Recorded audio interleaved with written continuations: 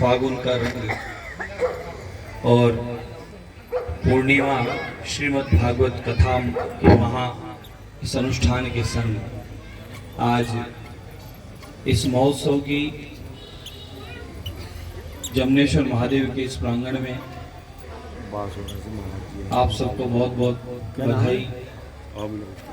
व्यासपीठ पर विराजमान हमें भगवान श्री गोविंद की पंचम वेद श्रीमद् भागवत महापुराण का जो दर्शन भी करा रहे हैं और अपने मुख से कथा श्रवण भी करा रहे हैं, ऐसे परम पूज्य व्यास जी महाराज, नाम क्या है? राजकिशोर शर्मा जी के मुख से हम लोग कथा श्रवण कर रहे हैं। इस अवसर पर व्यासपीठ को तो प्रणाम है ही है, और यहाँ स्वयं जो कथा कह रहे हैं देवादिदेव महादेव भगवान वेद व्यास जी महाराज, सुखदेव महामुनि, ये सब मिलकर यहाँ कथा हम सबको श्रवण करा रहे हैं। उनको भी कोटि कोटि प्रणाम, कोटि कोटि धन्यवाद। समस्त आयोजन परिवार को बधाई, शुभकामनाएं हैं।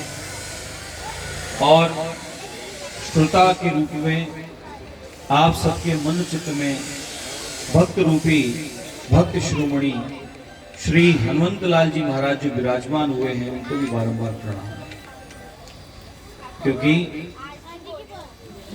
राम चरित्र सुनवे को रसिया, भगवान नारायण के किसी भी स्वरूप का कथा हो, भगवान नारायण की किसी भी नाम की चर्चा हो, नाम संकीर्तन हो, भगवत चर्चा कहीं भी हो, तो श्री भक्त श्रोमणी श्री हनुमंत लाल जी महाराज वही सर्वप्रथम आकर विराजमान हो जाते हैं। एक तो वह ध्वज के रूप में आते हैं, कोई भी धार्मिक अनुष्ठान होता है तो ध्वज आता है, तो ध्वज में कौन है? ध्वज यानी हनुमान जी महाराज। हनुमान जी का एक अवतार ध्वज अवतार है।